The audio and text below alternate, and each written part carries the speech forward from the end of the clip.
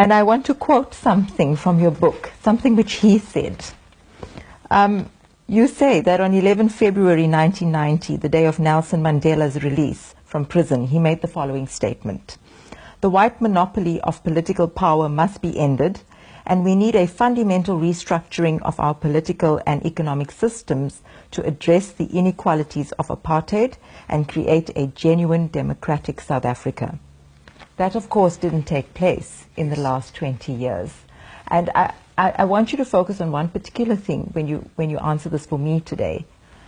In the book, you contextualize the statement around the fact that he said this, but soon after that, he was having regular meetings with big capital, Harry Oppenheimer in particular, and you talk about an elite compromise that was reached. I do want you to talk a little bit, for the benefit of our audience, about the early 90s and the secret meetings and the deals that were struck back then between the ANC and capital in South Africa. Because I think that's really very instructive for understanding. It's very instructive for understanding where we are today, why things haven't changed. The whole transition process was orchestrated by the mineral energy complex. Okay. And with Harry Oppenheimer and to a lesser extent Anton Rupert, they organized everything. Early in the 1990s, there was regular lunches between Mr. Mandela and Harry Oppenheimer. When I became aware of it, I remember I was furious. For what must they have lunches? But these lunches developed into regular meetings at Little Bronthurst. It is the estate of Harry Oppenheimer. When too many people attend that secret meetings, the meetings were shifted to the Development Bank between Johannesburg and Pretoria. Normally at night, it was easy to park the cars at the back side of the building, and people on the N1 was not aware of that important meetings that was taking place there. And there, the ANC was convinced to forget about their ideas of socialism and large-scale government intervention, etc. You see, America was in the beginning of the 90s, in a mood of triumphalism. Their attitude was that the American model has won, and that everyone must adapt to the American model. So under the pressure of the South African business sector, with pressure from the Americans that have quite a vested interest in South Africa, the ANC was had to give in. You see, on the question, why have they accepted the new liberal model of the Americans? That is definitely not the correct model for South Africa. Is the bargaining power of the business sector and the Americans. But the Americans was also in a position to make use of threatening the ANC, that if you, in a rather diplomatic way, told the ANC, if you are not going to accept our proposals, we can destabilize South Africa.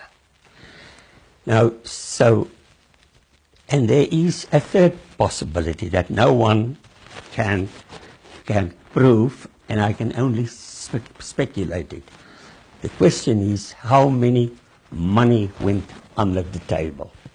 So there's the three reasons: convincing the ANC with arguments, threatening them, and buying them out.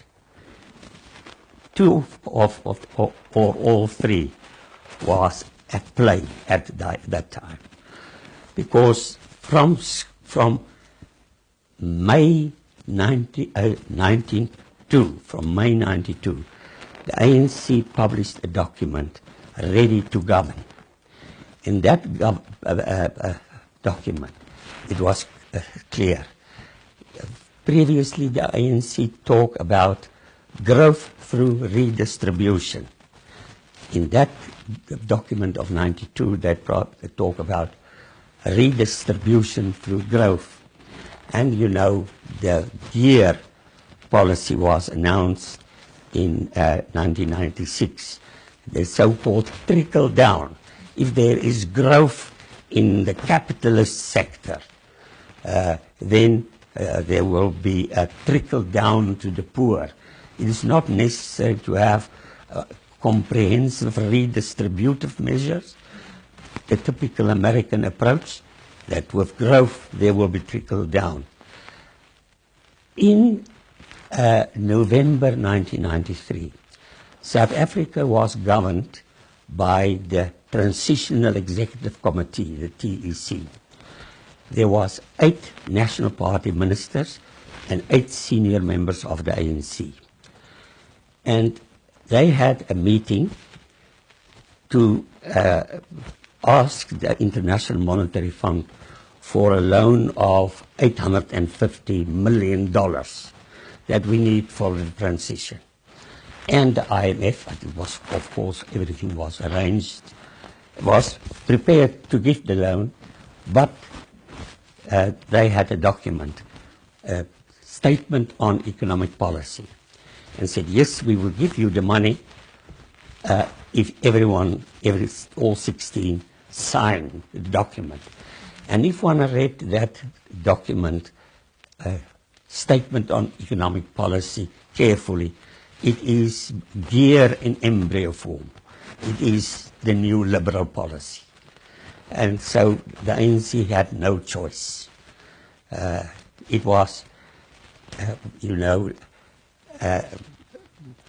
after in 1986 already, when Gorbachev and Reagan reached an agreement to seek negotiated settlements for all the flashpoints in the world.